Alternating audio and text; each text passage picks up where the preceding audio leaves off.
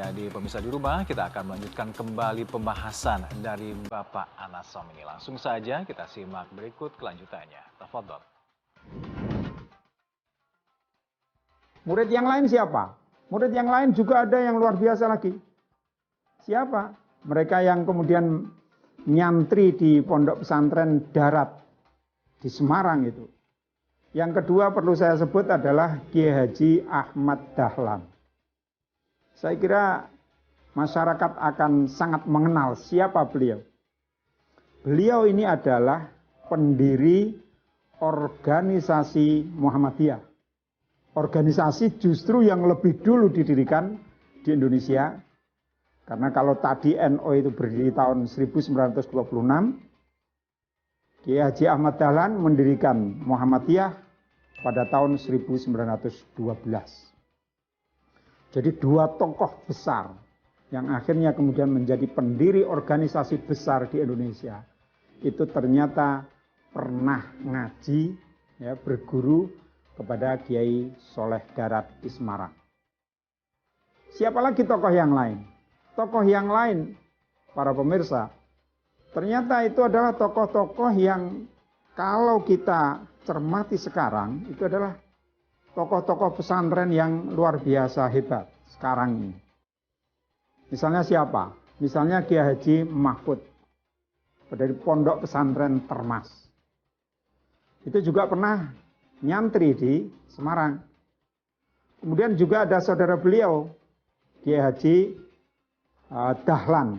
Ya, ini berbeda dengan Kiai Haji Ahmad Dahlan. Yang ini adalah Kiai Haji R. Dahlan. Ini juga dari Termas. Lah itu juga ada yang lahir dari pendidikan pesantren santri Kiai Haji Soleh Darat. Nah, mungkin karena kehebatannya itu, ya, Kiai Dahlan dari Termas ini akhirnya kemudian dijadikan menantu, ya, jadi menantu Kiai Soleh Darat di Semarang. Ya, jadi dari Kiai Soleh ini lahir banyak sekali kiai-kiai. Ada lagi, mungkin saya kira para pemirsa juga mengenal Pondok Pesantren Al-Munawir di Jogja.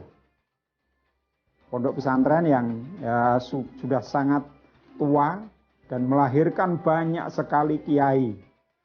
Kiai kita yang sekarang kita kenal, misalnya Gus Mus, itu juga antara lain alumni dari Pondok Pesantren Al-Munawir dan santri dari Kiai Munawir. Nah, Kiai Munawir ini adalah santri dari Kiai Soleh Darat. Wah, dari santri Kiai Munawir ini banyak sekali, ya, alumni-alumni pesantren sana yang kemudian pada penghafal Al-Quran dan sebagainya. Nah, ini adalah orang-orang yang lahir dari pesantren. Jadi, para pemirsa, para kiai-kiai ini banyak sekali yang dilahirkan dari pondok pesantren. Para kiai, ya, yang lahir di pesantren itu ternyata tidak hanya kemudian nanti mereka-mereka ini juga mengembangkan pesantren, tetapi ada beberapa yang kemudian menjadi pegawai keraton, ada yang menjadi pegawai pemerintah kolonial khusus menangani yang bagian keislaman dan sebagainya. Sehingga ini menjadi kekuatan yang penting lahirnya tokoh-tokoh dari pondok pesantren yang kita kenal. Para pemirsa, jadi sebagai kesimpulan dari pertemuan ini, mari, ya, kita, generasi kita tidak perlu khawatir kalau kemudian harus menjadi santri di pondok-pondok pesantren. Karena pondok pesantren tadi sudah saya ceritakan melahirkan tokoh-tokoh yang hebat, bahkan sekarang salah satu wakil presiden kita itu juga seorang santri, yaitu Kiai Haji Ma'ruf Amin. Banyak melahirkan tokoh-tokoh yang hebat di Indonesia ini. Terima kasih.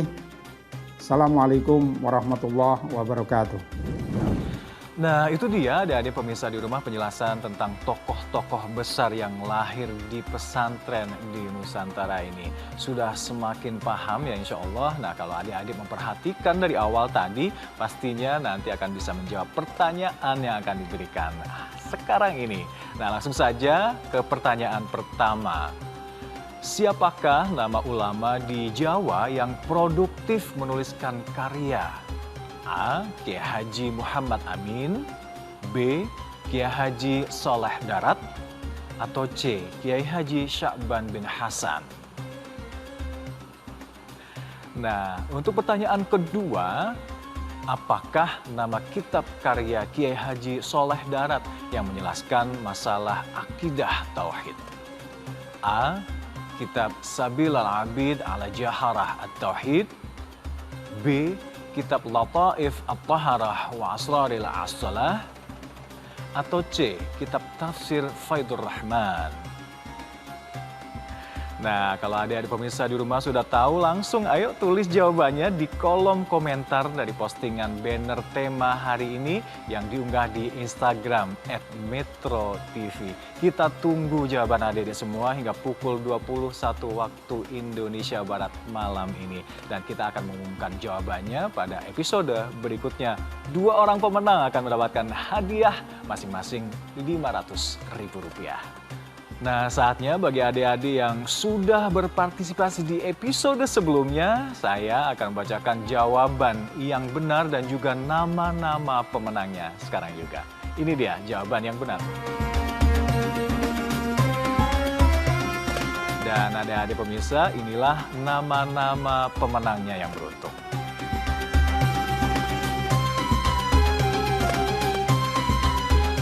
Selamat ya untuk adik-adik di rumah yang menjawab dengan benar, dan bagi yang belum terpilih menjadi pemenang, jangan berkecil hati karena masih ada kuis-kuis di episode Syiar Madrasah Ramadan selanjutnya. Nah, untuk jawaban hari ini, adik-adik bisa mendapatkan esok hari di episode selanjutnya. Nah, adik-adik pemirsa di rumah yang insya Allah selalu dirahmati Allah Subhanahu wa Ta'ala, melalui materi hari ini kita menjadi tahu bahwa ternyata banyak sekali karya-karya dari tokoh-tokoh besar yang lahir di pesantren pada awal abad ke-20 yang kini menjadi corak dasar dari rumusan-rumusan dasar organisasi Muslim di tanah air ini. Seperti konsep tentang Ahlus Sunnah wal Jamaah atau Azwaja yang dijelaskan dalam kitab Sabil al-Abid ala Jaharah at-Tauhid dari Kiai Haji Soleh Darat tadi. Baik, adik-adik di rumah dan pemirsa dimanapun Anda berada, sampai di sini dulu perjumpaan kita hari ini. Semoga bisa bermanfaat dan bermaslahat untuk kita semua, menambahkan ilmu yang bermanfaat. Dan jangan lupa untuk selalu menjaga kesehatan agar semakin semangat dalam belajar dan beribadah di bulan suci Ramadan. Dan kita akan bertemu lagi di program Syiar Madrasah Ramadan yang tayang setiap hari Senin hingga Jumat pukul 16:05 waktu Indonesia Barat, hanya di Metro TV. Allahu minkum, wallahu muwaffiq ila aqwamit thoriq. Wassalamualaikum warahmatullahi wabarakatuh.